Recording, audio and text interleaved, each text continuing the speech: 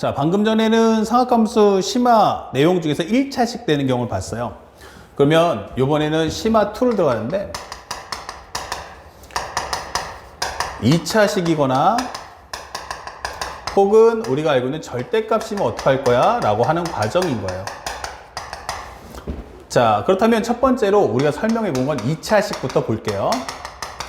그럼 보통 2차식이 나올 때는 우리가 그래프를 가지고 그려라 라고 요구하진 않아요. 그러니까 어떻게 할 거냐 라고 묻는 건데, 첫 번째, 만약 y는 sin 제곱 x 마이너스 4 sin x 플러스 3이야 라고 설명해 볼게요. 그러면 이 상태에서의 최대 최소값을 구해라. 그러면 일단은 우리가 아까 설명했듯이 각도가 같은지 확인하세요. 뭐부터 해라? 각도 일치. 그러면 두 번째는 종류가 한 종류인가 확인했어요. 거기까지 클리어 했죠. 그런데 여기가 몇 차식이야 했더니 2차식인 거야. 이게 2차식이라고? 그럼 어떡하지? 라고 하는데 기본형으로 가셔야 돼요. 그럼 이걸 어떻게 해라? 1차식으로 바꿔라. 그럼 어떻게 1차식 만들지 하면 바로 완전 제곱식을 만드시는 거예요. 자, 이거 만든 과정에서 이 안에다가 얼마를 4를 더해주고 4를 빼주시면 되는 거야. 그러면 플러스 3 했으니까 요거까지 합쳐지면 완전 제곱식이 되면서 sin x 마이너스 2의 제곱 나가면 마이너스 1이다 이 되는 거죠. 자, 그렇다면 지금부터 우리가 해야 될 것은 바로 이 안쪽에 있는 걸 해석해서 문제를 푸시면 되는 거예요. 아, 이렇게? 예. 그러면 sin x가 얼마인데 하면 마이너스 1과 1 사이인데 그 상태에서 얼마를? 2를 빼주세요가 되는 거야. 그러면 여기는 마이너스 1이고 여기는 얼마 된다? 마이너스 3이 되겠죠. 예. 자, 요 상태에서 들어가는데 만약에 제곱을 한다면 어떨까? 라고 질문해 봅니다. sin x 마이너스 2의 제곱은? 그러면 마이너스 3의 제곱은 9가 될 거고 마이너스 1의 제곱은 1 될 테니까 1과 9구나 이게 되는 거죠. 그 다음에 우리가 설명할 것은 마지막으로 그러면 마이너스 1도 해주면 되겠네? 맞습니다. 그러면 y라는 값은 얼마지 하면 1을 빼주니까 여기는 8, 여기는 0이 되는 거죠. 그래서 우리가 원하는 건 최대값 8이고 최소값 0이다 라고 설명을 해주시면 되는 거예요. 예, 이렇게. 그런데 여기서 미스테리한 게 하나 좀 조심할 부분이 있어요. 바로 이 과정이에요. 여기서 넘어가는 과정에 주의할 점이 뭘까? 바로 여러분들이 꼭 기억할 게 0이 존재하는가? 라는 걸 확인하셔야 돼요. 범위값에 주의할 점은 범위의 내에 0이 존재하는가? 자, 이렇게 질문하는 거예요. 범위 내에 0이라는 값이 존재합니까? 만약에 없다면 이게 통하지만 범위 내에 0이 있으면 절대로 이건 안 통합니다. 자, 그래서 우리가 이거 한번 정리해 볼게요. 우리가 뭘 확인할 거냐면 양수의 제곱은 뭐죠? 라고 해버리면 이거 양수입니다.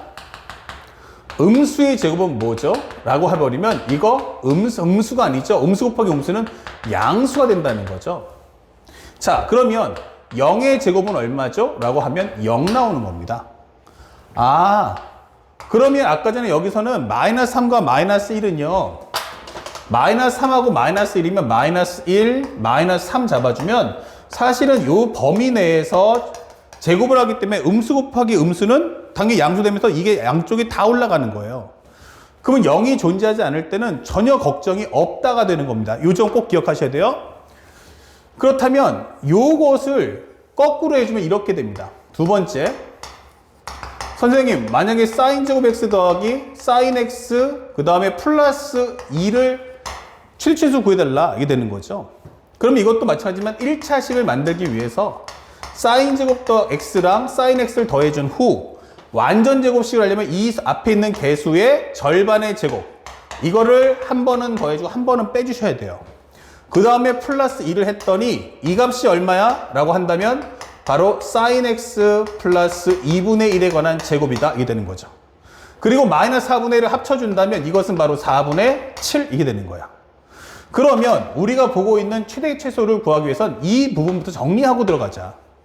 그러면 sin x가 얼마하고 얼마 사이니까? 플러스 1하고 마이너스 1 사이니까 여기다 2분의 1 더해주면 sin x 더하기 2분의 1이구나 이게 되는 거죠. 자, 이때 조심할 부분이 나타나죠. 바로 sin x 더하기 2분의 1의 제곱이 뭐야? 이렇게 묻는 거예요. 그러면 현재 이 상태는 마이너스 2분의 1에서 플러스 2분의 3까지 요 사이에 존재한다 이게 되는 거예요. 그러다 보니까 음수의 제곱은 양수가 될 거고요. 양수 제곱은 양수로 올라가겠지만 중요한 건 0의 제곱은 0이 된다는 거죠. 그래서 여기가 4분의 1부터 4분의 9까지 되는 게 아니고 이 범위 내에 0이 있다면 이건 제곱해봤자 0이 최소값이 될 수밖에 없는 거예요. 그러면서 양쪽의 범위값 중 제곱해서 큰 놈이 이기면 되죠. 그러면 얘는 4분의 1, 4분의 9, 얘가 이렇게 되는구나. 그래서 마지막에 추가되는 내용은 y값이 뭘까? 라고 질문한다면 y라는 것은 거기다가 이제 4분의 7인데 요 4분의 9를 더해주면 합치면 4분의 16인 4. 최소값은 얼마입니까? 하면 4분의 7 이렇게 되는 거죠. 그래서 우리가 2차식에 관련된 경우는 완전 제곱식을 푸는데 그 과정 중에서 내가 제곱을 할 때는 반드시 뭐가 필요하다? 범위 내에 0이 존재하는지 안 하는지를 꼭 확인해 주시기 바라요. 그래서 여러분이 갖고 계시는 교재에다가도 이걸 업데이트해서 꼼꼼히 적어보는 습관을 꼭 기르시고 까먹지 않도록 주의하시기 바랍니다. 자, 그 다음에 절대값 나오면 어떻게 되는 거죠? 자, 절대값도 마찬가지죠. 현재 방금 설명했던 거랑 똑같습니다. 현재 양수의 절대값은 뭐죠?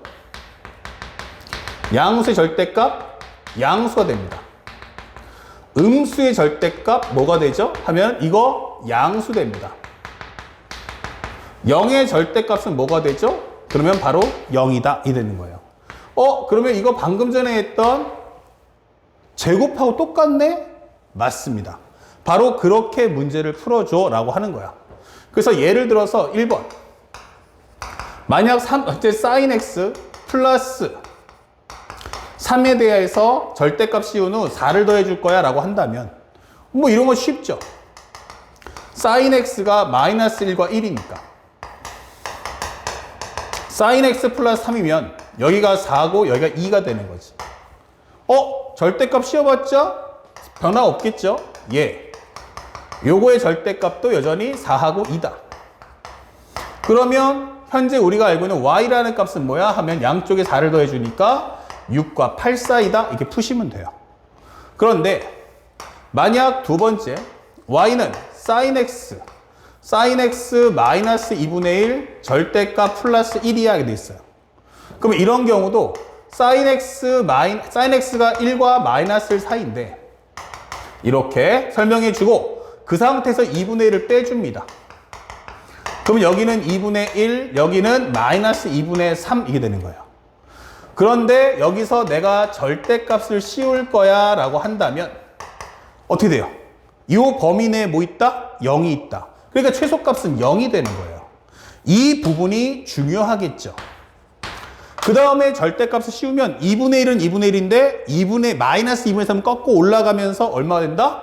2분의 3이 될 거야 라고 설명해 주는 거예요. 그리고 나서 마지막으로 1을 더해준다면 이 값은 2분의 5, 여기는 1이다 라고 마침표를 찍어주면 된다.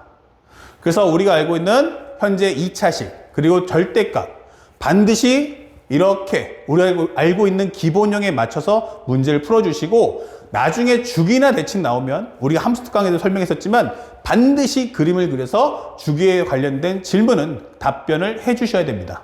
아시겠죠? 심화 정리는 이 정도까지 하시고 여러분이 갖고 계시는 교재와 워크북 또는 문제집을 통해서 충분히 훈련을 해주시기 바랍니다. 알았지?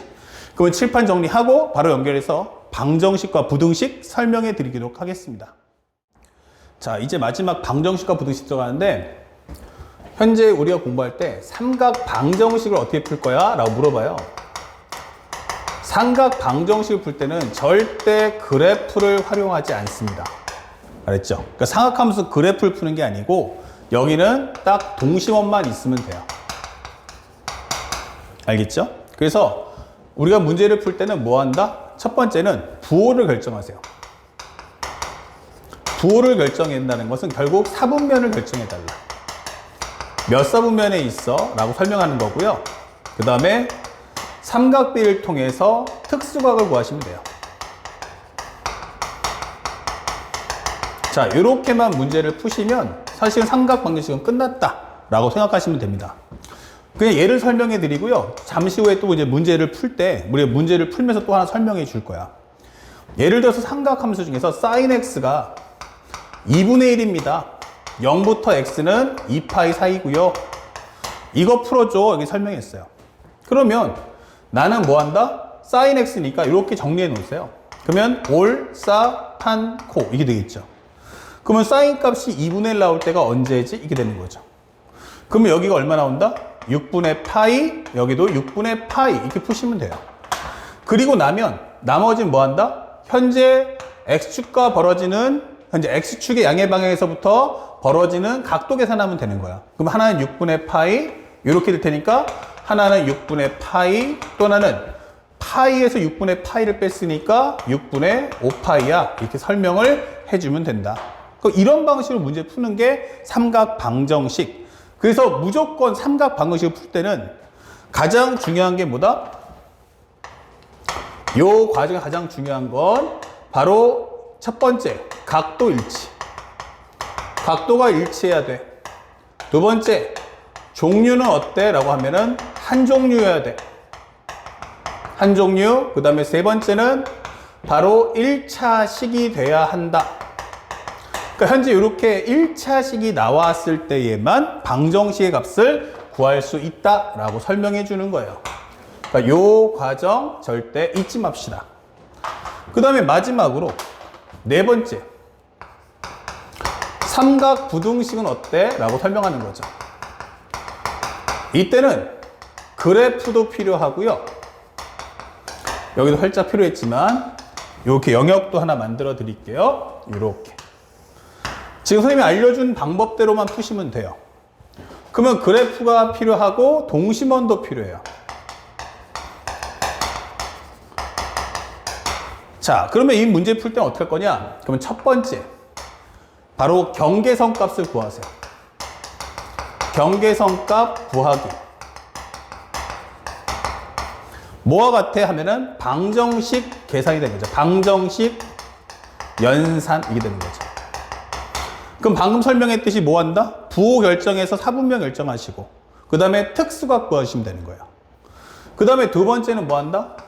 그래프를 통해서 그래프 위에 현재 경계선 값 표시 후